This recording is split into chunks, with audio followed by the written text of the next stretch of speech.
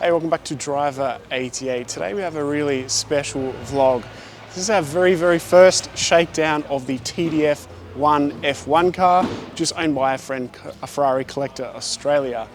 This thing is truly incredible. It's about 600 kilos, 600 horsepower, and it's basically an F1 chassis that has been purchased and then repurposed to enjoy for private customers.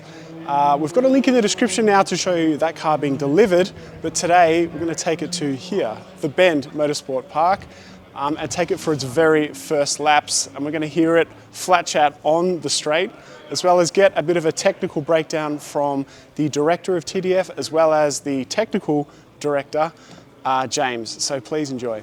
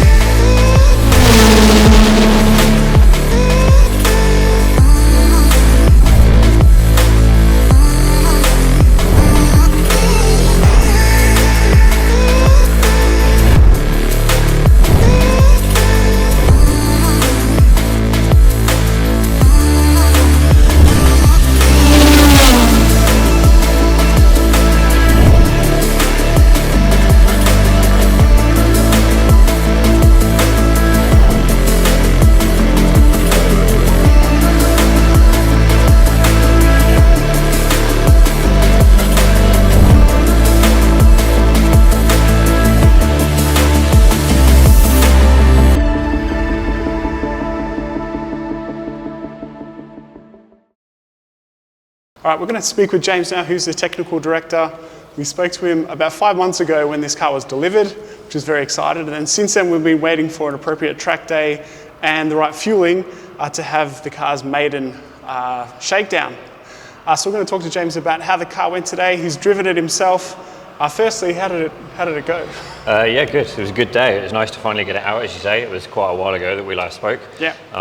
As you say, a few little issues with some bits and pieces coming into Australia, and then the owner was busy throughout the summer, or the UK summer, winter for you guys. Yeah. So yeah, it was just nice to finally get down here and get out on circuit. Yeah. It sounds fantastic, by the way. You would never guess a 4-cylinder turbo we were talking about before could sound that good, especially down the straight here. I was filming from the top. Sounds incredible. How did you find driving it? What sort of things are you sort of looking for, or? For us, like the big things I'm looking for first out with Shakedown is all the simple stuff, fluids, make sure all our pressures and temperatures and everything are all good. And then going over other systems in the car, getting the brakes warm, getting the tyres warm, and just making sure that everything comes back to life as it should do. Obviously, the last time we ran the car was in the UK. And like, for instance, when we first ran today, we had a slight issue with temperatures coming up in the front, which can happen with the carbon brakes. So we had one come up slightly different to the other. We started to look at our cooling and those sorts of bits and pieces. Just little things that just make sure before the client gets in, it's completely settled and sorted, and ready to go. There's an enormous step up, obviously, from even a GT3 car to this thing, which can be basically 1-to-1 kilo to horsepower range. What are your first sort of focus for the client? I mean, he knows here. For me, it was my first laps cut here this morning. So, and there's a lot to learn. Circuit's awesome. Yeah. But the biggest thing, he knows the circuit, which is great. And then trying to simplify everything, like you say, there's a lot to take in. Yeah. New systems, new procedures. He's not used a hand clutch before. So all of that sort of stuff is quite nerve-wracking. Almost all the more simple stuff is almost more nerve-wracking than the actual driving bit. Yeah. So what sort of boost were you making at the 600 horsepower range, roughly? About 3 bar. 3 bar? Yeah. Okay. So nothing huge, but also not a small amount. Yeah. And what sort of RPM are we sort of hitting with this engine as well? So when we're running in the lower boost ranges, so 450, 500 horsepower range, we're at 7.7, 7.8. When we come up to the 600 horsepower range, we punch through 8, so we come up to 8.3. And she starts to spit the big flames and make big pops on the upshift and take that sort of next step. She becomes a bit more of a different beast then. Yeah, I can see why people would get excited over this. It looks incredible as well. We just talked to some of our friends of ours who are thinking about potentially ordering a car from you. Yeah. How does that whole process sort of start in, I guess, in a shortened form? I think they're choosing a car from the late 90s, is it, potentially? Potentially. Yeah. So, yeah, I mean, Ferrari Collector Australia smashed the spec on this. I mean, that's kind of the point. You can do whatever you want with it. Yeah. For us, it's quite it is a very tactile process and something that we want to be really engaged with people with. So we get them in touch with myself and Adam, who looks after that side of stuff. Yeah.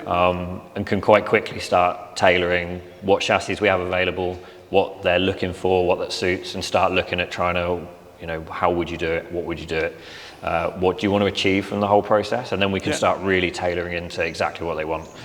From there, we go through the whole process to take the car through render, and then we can put the car into build, and every little detail on the car can be touched.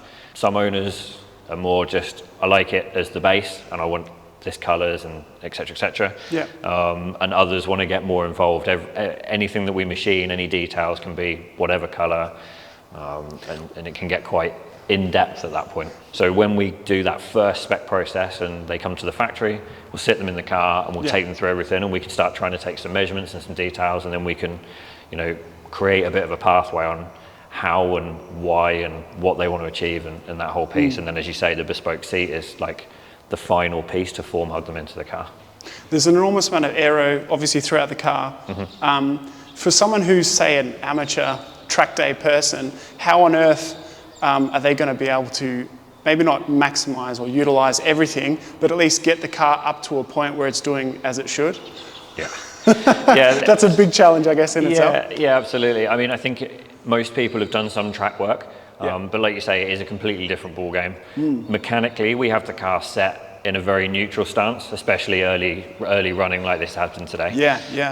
So we make the car quite benign in that respect. So it doesn't do anything that will surprise you. And then that allows you to build the confidence mechanically from the pure mechanical grip. You know, it will blow most stuff out of the water as it is. That next step up into the aero, we've tried to blend those lines as much as possible. So as you get, I guess, progressing your skills, you can make the car a bit more aggressive. Completely tunable from wings and damper settings. Obviously, things that we do with the tyres, the geometries in the car, which we did have a little bit of a play with this morning. Cool. But yeah, we can tune that on the go, and we can tune it per owner.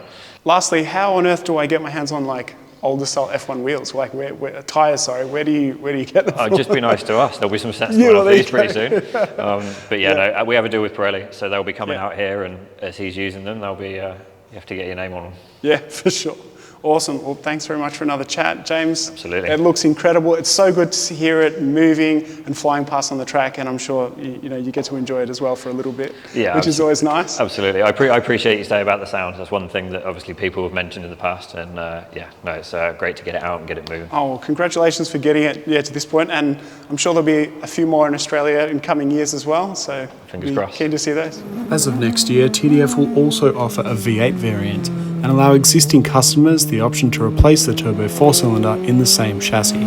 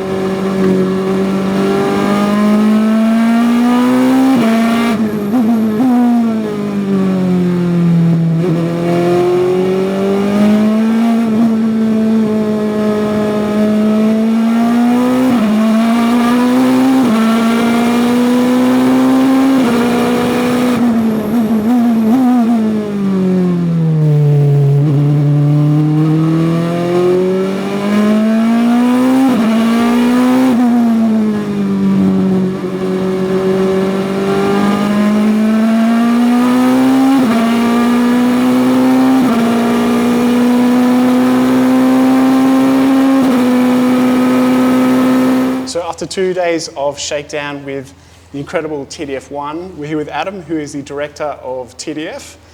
He's going to give us just a bit of a, I guess, rundown as to what we've done over the last 2 days. What have you learnt taking this car out for the first time at the Bend? You've been out on track as well. Yeah. What can you tell me about? So, yeah, I mean, for me, it's been a great few days. Obviously, we have a huge build-up when we get a client into a car. It's a lot of anticipation. There's a lot of emotions flying around. Yeah.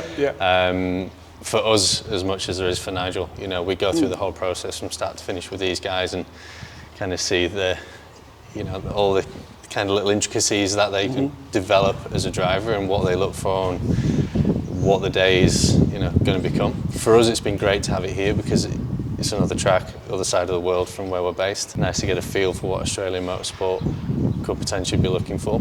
How do you think it went at the Bend so far?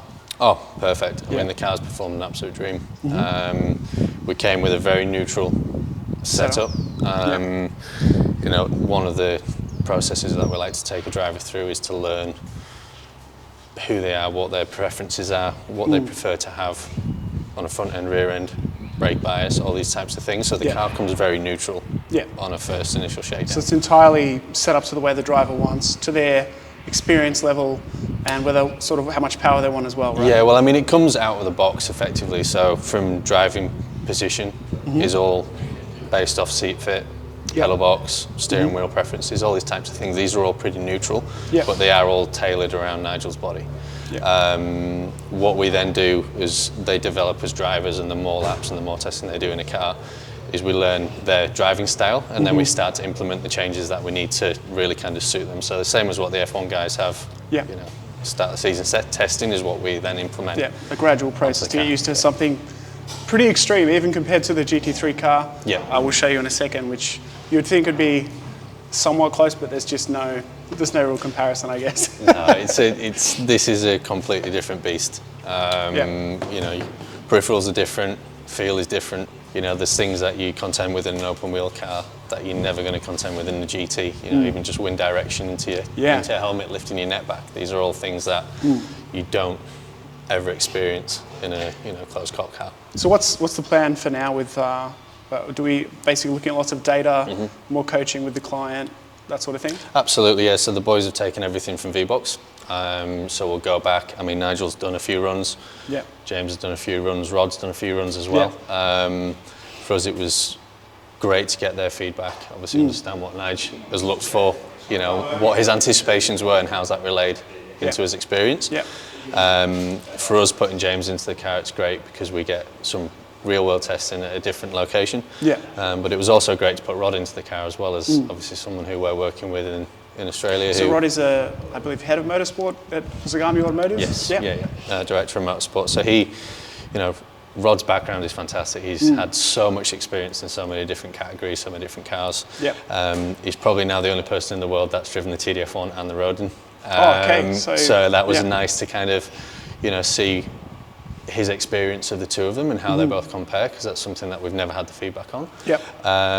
But yeah, I mean, from this point here, the car is so simplified from an original Formula One car. Boys have just basically got to pack up. It's a little bit of a pre-check around to make sure all the componentry is right. All the data that we collect off V-Box basically gives us the majority of the stuff that we need. All the stuff you need, Because usually there'd be like tons and tons of boxes upon boxes upon boxes, and there'd be 40 people or something like that. And here you have a small team, and it's really up to how much the client wants to have support, I guess. Yeah, exactly. Whereas with us, it's pretty much just a check over, clean up, box up, and that's all down to the development that we did with the car of kind of simplifying everything, making sure that everything was going to be as user-friendly as it possibly could be. Awesome.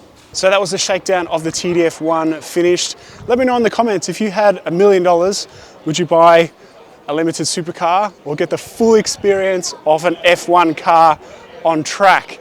Personally, I think it's quite the toss-up, because the Aston Martin Valkyrie, the AMG 1, they're road cars, but they're pretty much useless on road, and they're trying to be F1 cars without being so. Behind me are 70 Ferraris, including a few XX program cars, and they're coming up in our next vlog at the Bend. So we'll see you next time.